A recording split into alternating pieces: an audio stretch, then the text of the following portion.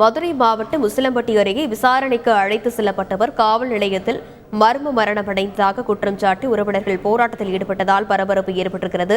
விவரங்களை தர இருக்கிறார் செய்தியாளர் ரவிச்சந்திரன். வணக்கம் ரவிச்சந்திரன், இந்த செய்தி குறித்த முழு பின்னணி என்ன விவரம்? மதுரை மாவட்டம் உசிலம்பட்டி அடுத்து எழுமலை அருகே உள்ளது சீல்நாயக்கன்பட்டி.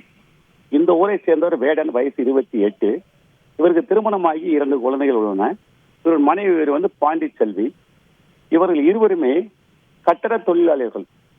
இந்த நிலையில் நேற்று இரவு வேடன் எழுமலை அருகே உள்ள எம் கல்லுப்பட்டியில் உள்ள திரையரங்கிற்கு சினிமா பார்க்க சென்றுள்ளார். சினிமா பார்த்து விட்டு மீண்டும் வீட்டுக்கு வரும் பொழுது எம் கல்பட்டி போலீசார் அவரை வழிமறித்து சந்தேகத்தின் அடிப்படையில் கைது செய்து போலீசாருக்கு அழைத்து சென்றனர். அங்கு விசாரணை செய்த பொழுது அவர் மது போதையில் இருந்ததாக தெரிய வந்தது.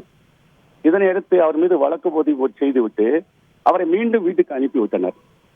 வீட்டுக்கு சென்ற வேடன் இன்று அதிகாலையில் திடீரென்று மரணமடைந்தார்.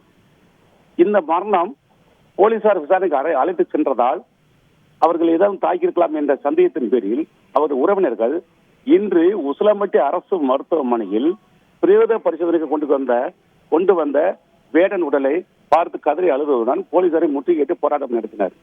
இதனை அடுத்து உசிலம்பட்டி டிஎஸ்பி நல்லு மற்றும் போலீசார் மறியலில் ஈடுபட்டவுடன் பேச்சுவார்த்தை நடத்தினர். இந்த பேச்சுவார்த்தையில் சம்பந்தப்பட்டவர்கள் உரிய நடவடிக்கை எடுக்கப்படும் என்று உறுதியளித்து கொண்டு அவர்கள் முற்றுகை போராட்டத்தை கைவிட்டனர்.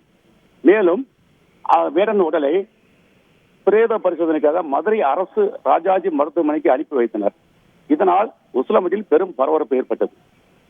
விரிவான விவரங்களுக்கு நன்றி ரவிச்சந்திரன். செய்திகளை உடனுக்குடன் தெரிந்து கொள்ள உடனே சப்ஸ்கிரைப் பண்ணுங்க.